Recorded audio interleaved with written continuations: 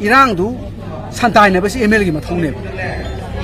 kuki militant singa wari saba central government ga wari saba haise moi mathune cha khoina tawdong na te lan ka na basi lan mi lan da field da khoi isa singna inaw singna siri khoi leba ngak pada noi paisa da inaw singna adu do moina sidong na te mani police na da Indian army na ngak ka do ne si kana tawng do ML na hai ka do ne basi ka do khoi praja na ngak ka do na khoi le ri na moina army thajan do ne military crackdown se moina tawdo moidi karim tawdre moidi mo tawrisi de khoi ising saw khopo do maina covid ta tawdo maina acha phokra yen mithai ga yen pesa ga yen tawle si te moi ma thodi leba ngakpa integrity ngakpa lebak si praja na tawsi moina loi tawdo bane ba an si di khoi lawless society adi lebak ta ML le to mantri le ta ba MSS le ta ba leba am oi si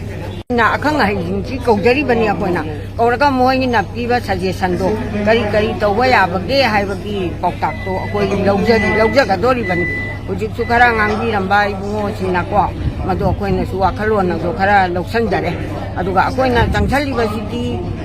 leidana akoi na protest tauri ba kari ra si pungli be kana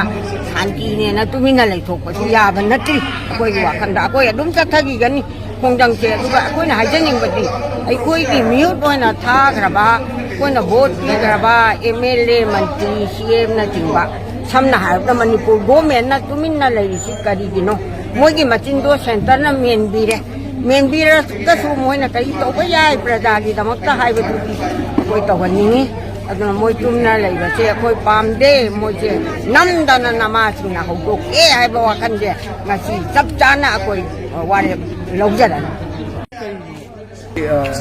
Mose ani ni college amana immediate solution ama khudak solution ama da kale amana long term solution ama ani leiba luga short term solution gi akoi gi military crackdown na tana to solution leite kai no kanu amana lan kapak pane nomai kapak su just akoi gi cham nomai na te ko highly sophisticated open na tani yawse adi boom mai ama sinai ni lethot gun sinai ni the high was international law ya ben to ba khulai atane mo sinai si and she dangerous train ni ko sumba ama to busi akoina ko shanti na je shanti di khai ga da bani shanti na mang tha sak pi ga mai ta ga su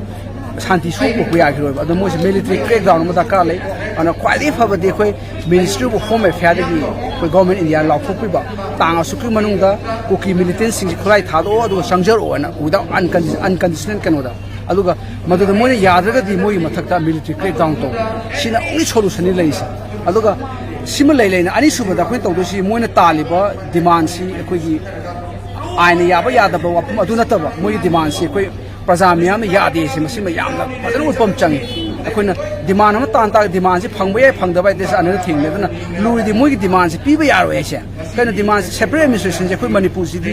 khoi sahi lising ani ahong gi mamang de khoi peaceful coexistence ni yumpham oiraga kaunu mayam anu si sanana leminara paduga administration ama gi makhara maharashtra oiro british administration oiro india bo oiro sida khoi leminara pa khoi society mane sida magi agi lam khaidok pa adi administration tongana tawba si wafam je ko suga yaroi khoi di in the historical base khoi di peaceful coexistence le rakparina separate administration ha force aida section bo oiro adi natraga khoi gi territorial council bo oiro si kaimta khoi da yaroi haibi port ama leiba adi khoi jik leiba Manipur territorial integrity kairak po kholo po yai se masi kailo hai tar gani article 3 se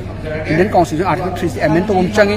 Manipur kan se hapsan dum changi ago lu se ko separate administration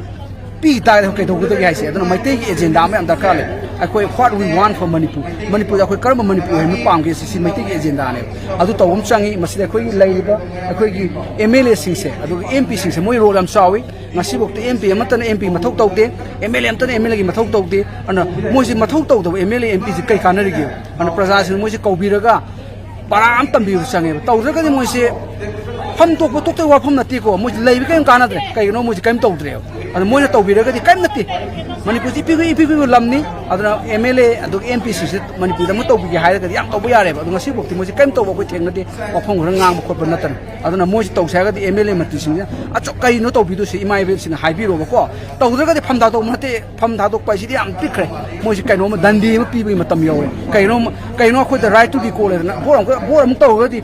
sei manga di mo pai le tu ne ba upai so le te ba ko right to recall su le ta ba ne adu moi sing si taw hana ko pi tare tawraga di moi se ko Pazan Sarak people tare adugi matam yore tumin le dakar leti aduga maitai sing je khuji da fil leveling film leti akoi lam mi pik pi khoi na lai se to na khoi se Himachal Pradesh to bu sumai na khoi hill state u hen ba adu ga khoi da sing da mai ti ta wa ya di ka sum ba provision loi la thok pa adu khoi da hill area committee ga hai ba article 371C ga se ma constitution la hin bi ma thok su ata di